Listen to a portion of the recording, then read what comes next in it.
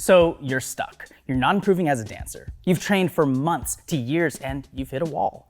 Perhaps you can't pick up choreography as quickly, or you're running out of moves to do. You're just losing motivation, perhaps. Everyone experiences this in their dance journey, and everyone can move past it if you follow the steps in this video. However, if one of these subjects is more of what you're looking to learn about, we have a video for each of them in our Back to Basics series. We'll leave a link to that playlist in the description below. Let's get back to the video.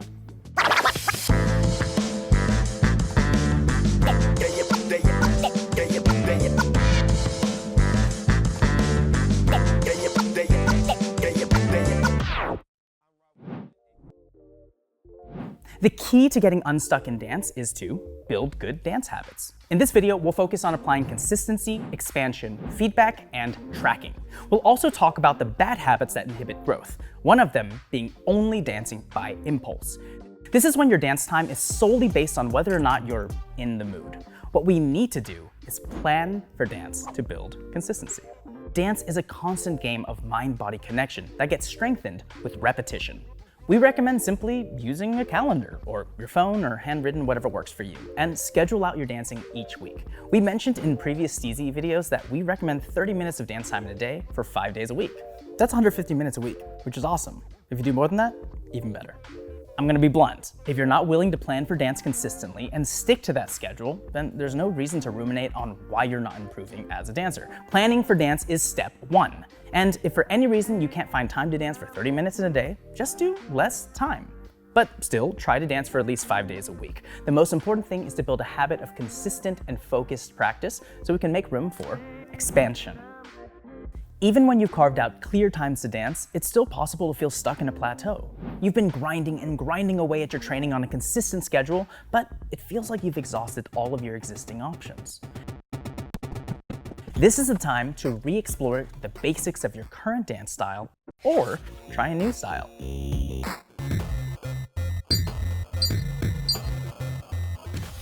You don't have to become a pro, you're just putting your body and mind in a position to do unfamiliar movements and discover new pathways.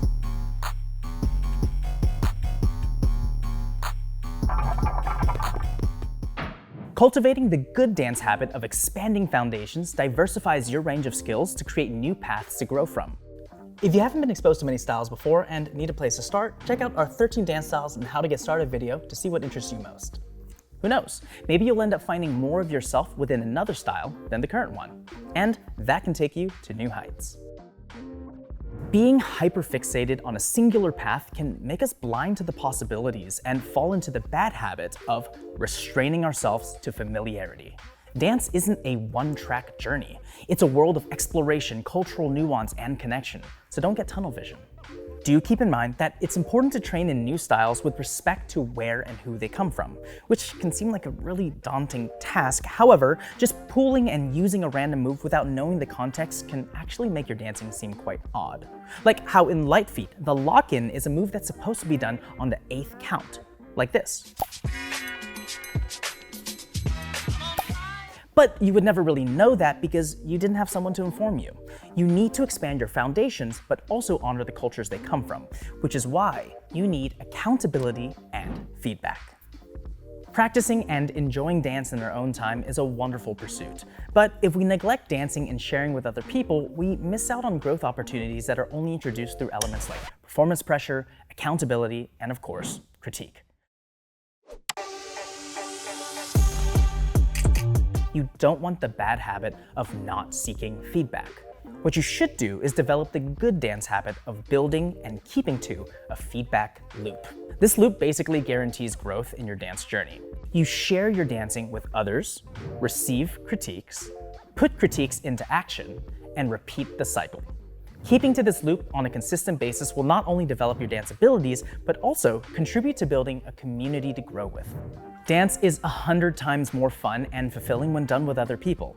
And if you stay persistent with the other dancers in the community, you cultivate the relationships and atmosphere into the kind of dance space that you want to grow with. And even if you feel nervous to have someone watch your dancing, the feeling of reward and the joy of exchanging with peers is what makes dance truly worth it. Give it a try. If you're uncertain of where to start on this journey, try making a friend at a local dance studio or freestyle session, or even joining the Steezy community. It's a place where dancers from over 100 different countries take the same online dance classes from top-tier instructors, share their journeys, give and receive critiques, and grow together. Remember, critiques are just analyses, not roasts. Surround yourself with dancers that share objective observations as well as encouragements, like the one in our Steezy community. So, after all of these steps, are you still feeling stuck? By scheduling your dance time, trying new styles, and building a feedback loop through community, your dance journey can be flipped on its head and revitalized. But it's possible you're missing one thing to get you out of that plateau. Or actually, maybe you haven't been in a plateau all along. It's possible you've actually been improving this whole time, but just haven't noticed. Are you telling me you didn't get a little stronger? Be able to execute that move a little bit more clean? Well, you may have the bad habit of overlooking progress. And the best way to combat this is to simply track your progress. You can keep a journal to write down all of the dance moves and techniques you've learned. Yes, all. Or even note which dance classes you take each week. And I know this sounds so not dancery because dancers just catch the vibes and feel things out. But when we come across times in our journey where we can't just lean on intuition, we need to be intentional. So be obsessive about tracking your moves and techniques. It makes it so you basically have this video game skills menu. But if you're not down with the writing stuff, just simply record as much of your own dancing as possible and keep those videos in a single album so they don't get lost in the abyss of random photos, files, and organize them by time. You want to have a clear and easy to access record of your dance journey so that you have benchmarks for growth. And it doesn't matter whether you are a beginner, intermediate, or advanced dancer, the qualifications for these levels are honestly really subjective.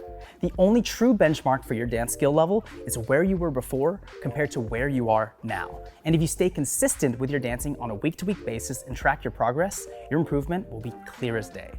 Honestly, there are an infinite amount of ways to try to remedy a dance plateau, but the path that we've listed out here is what we know to be a surefire way of moving past that wall. Consistency, expansion, feedback, tracking. Say it with me, consistency, expansion, feedback, tracking. Know by doing these steps, even if you don't feel like you're improving, you absolutely are. Thanks for watching, y'all. Bye.